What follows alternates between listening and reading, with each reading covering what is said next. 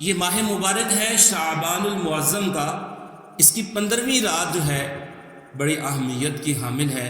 نامہ اعمال اگلے سال کا اس میں تبدیل کیا جاتا ہے، پچھلا لپیٹ کر رب پاک کی بارگاہ میں پیش کر دیا جاتا ہے، اور آئندہ سال کون حج کرے گا، کسے موت آئے گی، کون کیا کرے گا، یہ سب جو ہے وہ فرشتوں کے حوالے کر دیا جاتا ہے۔ شب برات کیا ہے؟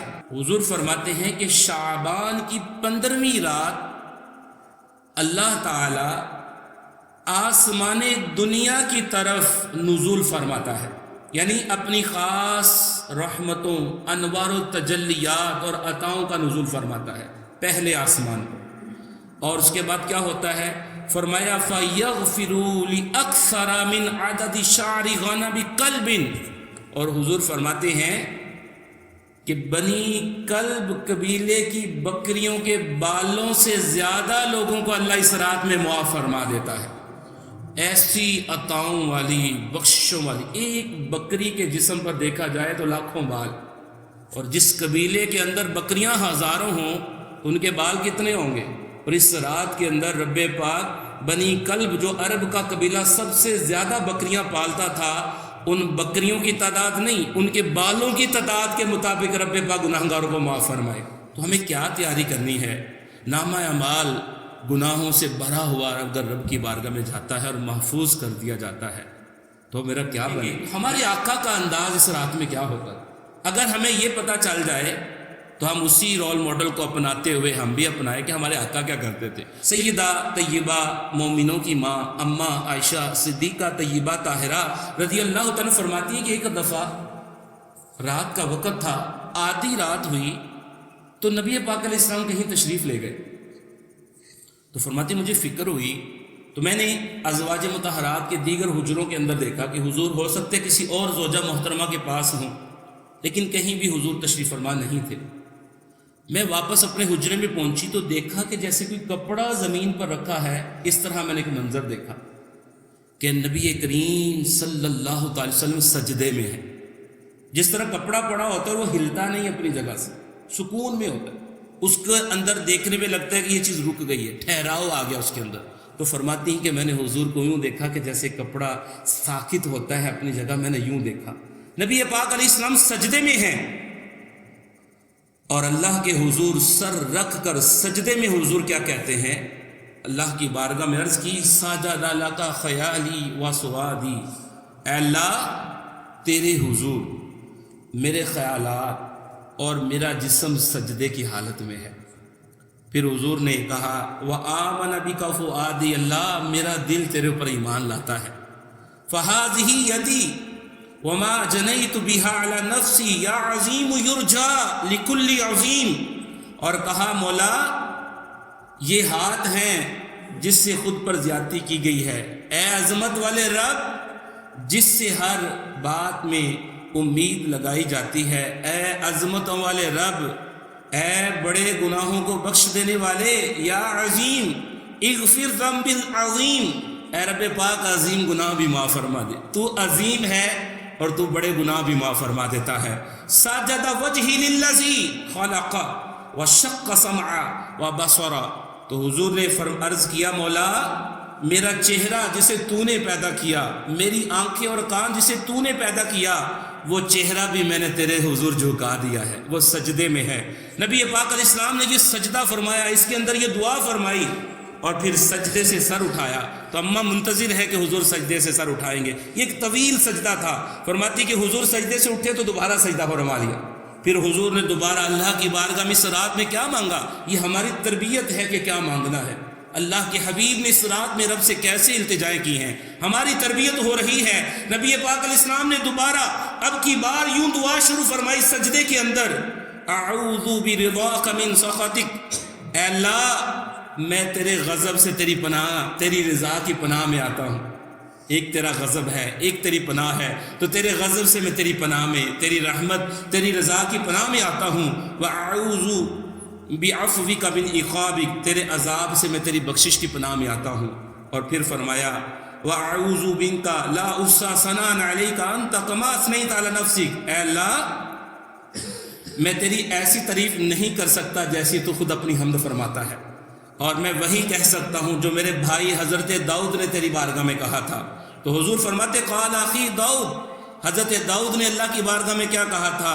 اغفروا وجہی فی التراب لسیدی وحق له ان یسجد، اور کہا انہوں نے، حضرت داؤد نے یہ کہا تھا میں نے اپنے مالک کے حضور اپنا چہرہ مٹی پہ رکھ دیا ہے اور وہ حقدار ہے کہ اس کے حضور سجدہ کیا جائے۔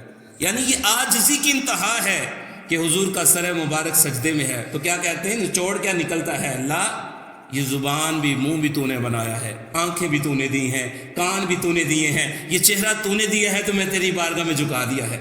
انسان کے اعضاء میں سب سے اشرف جو چیز ہے وہ اس کا چہرہ ہے، اور زمین نہایت تذلل کی جگہ ہے، یعنی ذلت والی جگہ ہے، مٹی والی جگہ ہے، تو انسان اپنی سب سے قیمتی پیشانی جو ہے وہ رب کے حضور سب سے ذلت والی جگہ پر رکھ کر عاجزی کا اظہار کرتا ہے۔ اور نبی پاک علیہ السلام نے کیا دعا فرمائی، اللہ تیرے غضب سے تیری رضا میں آتے ہیں، تیرے عذاب سے تیری بخشش کی پناہ میں آتے ہیں۔ اور اگر ہم اس کو آسان لفظوں میں یوں پڑھ لیں کہ یا اللہ تیرے غضب سے پناہ مانگتے ہیں، تیرے عذاب سے پناہ مانگتے ہیں، تیری رضا تجھ سے مانگتے ہیں، تیری رحمت تجھ سے مانگتے ہیں، تیری بخشش تجھ سے طلب کرتے ہیں، تو نبی پاک علیہ السلام نے یہ دعائیں فرمائیں تو اماں منتظر ہیں۔ حضور نے پھر سجدے سے سر اٹھایا اور فرماتی ہیں کہ پھر حضور نے آخر میں یہ دعا کی، اللہم ارزقنی قلبا تقیا من شر نقیا لا جافی ولا شقیا، یعنی اے اللہ مجھے پرہیزگار اور برائیوں سے پاک دل عطا فرما۔ یہ کائنات جن کے لیے بنی ہے وہ رب سے کیا مانگتے ہیں، اللہ ستھرا دل عطا کر دے، تقی دل عطا کر دے۔ تقی کا معنی متقی، اللہ پاکیزہ دل عطا فرما اور وہ ہر شر سے ہر طرح کی برائی سے پاک ہو۔ اور فرمایا لا جافیہ، اللہ سخت دل نہ عطا کرنا، اور فرمایا ولا شقیہ، اور بدبختی والا دل عطا نہ کرنا۔ کیا خوبصورت تربیت ہے۔ اگر ہم صرف اس آخری لفظ کو لے لیں تو ہمارے آقا نے اس مبارک رات کے اندر کیا مانگا، مولا قلب سلیم عطا فرما، تقوی والا دل عطا فرما، اور دل سے برائیوں والا دل نہ دینا۔ اور آخر میں حضور نے فرمایا جافیہ لا جافیہ، اے اللہ وہ دل نہ دینا جو سخت ہو۔ تو نبی کریم صلی اللہ علیہ وسلم کے اس محبوب کے سجدے پہ لاکھوں سلام ہوں۔ حضور نے پیشانی مبارک جو ہے وہ سجدے کے اندر رکھ کر اس رات میں ہماری تربیت فرمائی ہے، اور حضور کی کیفیت کو اماں عائشہ نے کہا کالثوب ساکت، جس طرح کوئی کپڑا زمین پر رکھا ہوتا ہے ایسے اطمینان سے سجدہ کیا۔ تو میرے دوستو، ہم عبادت میں آ بھی جائیں، صلاۃ و تسبیح بھی پڑھ لیں تو ہمارا ادھر محفل کب ختم ہوگی، یہ نماز تو بڑی لمبی ہو گئی ہے، دعا تو بڑی لمبی ہو گئی ہے۔ وجہ کیا ہے کہ اللہ کی طرف ہمارا دل نہیں لگ رہا۔ تو اس چیز پر بھی ہمیں غور کرنا ہے کہ میں برائیوں میں کس جگہ پر کھڑا ہوں کہ آج میں نیکی کی طرف آتا ہوں تو میرا دل مانتا ہی نہیں ہے۔ یہ جو شب براءت ہے، یہ دو لفظ ہیں، شب اور برات۔ شب کہتے ہیں رات کو، اور اسی قرآن میں عربی میں اس کو لیل، رات کہا جاتا ہے۔ اور براءت کا ایک مطلب ہوتا ہے، براءتن سے ہے جس کا معنی ہے بری ہونا۔ گویا کہ یہ شب برات وہ رات ہے کہ جب بری کر دیا جائے گا، جہنم سے آزاد کر دیا جائے گا، جہنم سے چھوڑ دیا جائے گا۔ اس رات میں مسلمانوں کو رب پاک جہنم سے بری فرما دے گا، اس لیے اسے شب برات کہا جاتا ہے۔ اور یہ ایسی برکت والی رات ہے کہ ہمارے آقا حضور جان عالم صلی اللہ تعالیٰ علیہ وسلم نے فرمایا اذا كانت ليلة نصف من شعبان فقوموا ليلها وصوموا نهارها، حضور فرماتے ہیں جب 15 شعبان آ جائے تو اس کی رات میں قیام کرنا، نماز پڑھنا، عبادت کرنا، اور اس کے دن میں روزہ رکھنا۔ فرمایا فإن الله ينزل فيها، اس رات میں رب پاک آسمان دنیا پر خاص تجلیات کا نزول کر دیتا ہے۔ لغروب الشمس الى السماء الدنیا، رب پاک مغرب کے وقت، غروب آفتاب سے لے کر فجر تک کا جو وقت ہے، اس پوری رات کے اندر رب پاک کی رحمتیں پہلے آسمان پر آتی ہیں اور ندا دی جاتی ہے۔ فیقول، تو رب پاک کی رحمتیں ندا کرتی ہیں، وہ ندا فرماتا ہے الا من مستغفر لی، ہے کوئی بخشش مانگنے والا؟ فاغفر له، تو میں اس کو بخش دوں گا۔ اور پھر وہ فرماتا ہے، خدا پاک فرماتا ہے الا مسترزق فارزقہ، ہے کوئی رزق مانگنے والا کہ آج اسے رزق عطا کر دیا جائے؟ اور پھر وہ فرماتا ہے الا مبتلن، ہے کوئی مصیبتوں کا مارا، ہے کوئی دکھوں کا الجھا ہوا، ہے کوئی مصیبتوں میں ٹینشنوں میں پڑا ہوا، تو فرماتا ہے فعافیہ، تاکہ میں آج اسے عافیت عطا کر دوں۔ الا قضا الا قضا، حضور فرماتے پوری رات رب پاک کی بارگاہ سے یہ ندا جاری ہے، رزق کے معاملے میں، بیماریوں سے بچنے کے معاملے میں، عافیت کے معاملے میں، اور رزق کے ساتھ ساتھ بخشش کا معاملہ۔ تو اب جو لے لے گا وہ لے لے گا، اور جو محروم ہے اس رات میں بھی کوئی فلمیں دیکھتا گزر جائے، رات گانوں میں یہ بھی گزر جائے، کسی کی رات فضول باتوں میں گزر جائے گی، اور کسی کی یہ رات روتے ہوئے گزرے گی کہ مولا اس دفعہ زندگی میں حج لکھ دے، مدینہ لکھ دے، آخرت کی بہتری لکھ دے، اچھا دل لکھ دے، اچھی آنکھ لکھ دے، اچھے کان لکھ دے جو تجھے راضی کرے۔ نبی پاک صلی اللہ تعالی علیہ وآلہ وسلم نے جب یہ چیز بیان فرمائی کہ اس رات اللہ اتنوں کو بخش دے گا، تو ساتھ میں حضور نے کچھ لوگوں کا ذکر فرمایا، ان کو اس رات بھی نہیں معاف فرمایا۔ وہ کون ہے ایسے بدنصیب کہ جو اس رات میں نہیں بخشے جائیں؟ نمبر 1، ماں باپ کا نافرمان، باپ سے آواز اونچی کر لینا اور باپ کے سامنے اظہار عاجزی کے بجائے تکبر والا رویہ اپنانا، باپ کو تکلیفیں پہنچانا، اس سے وراثت مانگنا، زندگی میں اسے تنگ کر دینا، یہ ایسے نافرمان جو بچے ہیں ان کے لیے کیا حدیث میں فرمایا گیا کہ ایسی رات اگر وہ ماں باپ سے نافرمانی سے توبہ کرنے والے نہیں ہوتے تو اللہ ان کو نہیں بخشے گا۔ نمبر 2، حضور فرماتے ہیں سود خور، پیسے دے کر نفع لینے والا، قرض کے اوپر نفع لینے والا۔ آج انشورنس کے نام پر کتنے لوگ سود کھاتے ہیں، ان گناہوں میں جو ملوث ہے، نبی پاک علیہ السلام فرماتے ہیں کہ سود خور کو بھی اس رات میں نہیں بخشا جائے۔ اور آگے فرمایا شراب کا عادی، شراب پینے والا۔ آج مسلم معاشرے کے اندر شراب عام ہوتی نظر آ رہی۔ کبھی تو کوئی کہہ دیتا ہے شب برات کوئی شے نہیں، کوئی مذہب کے نام پر بعض اس طرح کی باتیں کرتے، کوئی بدعت کہہ رہا ہے، اور بقیہ لوگوں کو کسی کو پٹاخوں میں لگا دیا، کسی کو اندر دنیا کے اندر لگا دیا، ان مقدس راتوں سے بھی محروم کر دیا۔ ہمیں سمجھنا ہے کہ نبی پاک علیہ السلام نے شراب کی عادی کے بارے میں فرمایا کہ اللہ اسے معاف نہیں فرمائے۔ آگے حضور فرماتے ہیں کہ اس رات جن کی بخشش نہیں ہوگی ان میں ایک وہ شخص بھی ہے جو بدکاری کرتا ہے، اصرار کرتا ہے۔ آنکھوں کا زنا کتنا عام ہے، کون سا آدمی ہے جو فلم سے بچ رہا ہے، جو ڈرامے سے بچ رہا ہے، اجنبی عورت کو دیکھنے سے بچ رہا ہے۔ زنا صرف خاص عمل کو نہیں کہتے، حضور فرماتے ہیں العینان تزنیان، آنکھیں بھی زنا کرتی ہیں۔ حضور فرماتے ہیں کہ ہاتھوں کا زنا ہے کسی عورت کو پکڑنا، اجنبیہ کو پکڑنا۔ آنکھ کا زنا یہ ہے کہ کسی غیر عورت کو بلا وجہ دیکھنا، شہوت کے ساتھ کسی کو دیکھنا۔ اور اسی طرح پاؤں کا گناہ یہ ہے کہ زنا کی طرف، گناہ کی طرف چل کے جانا۔ افسوس ہے کہ آج اس معاشرے کے اندر یہ باتیں کرنا ایک عجب تعجب محسوس ہوتا ہے۔ تو حضور نے اس کے اوپر بھی وعید ارشاد فرمائی۔ اور ایک بڑی اہم بات کہ اس رات ان کو نہیں بخشا جائے گا جو رشتہ داری توڑ کر بیٹھے، قطع رحمی کرنا، کسی کی پھپھو سے نہیں بن رہے، کسی کی خالہ سے نہیں بن رہے، چچوں سے لوگ ناراض ہیں، تایا سے ناراض ہیں۔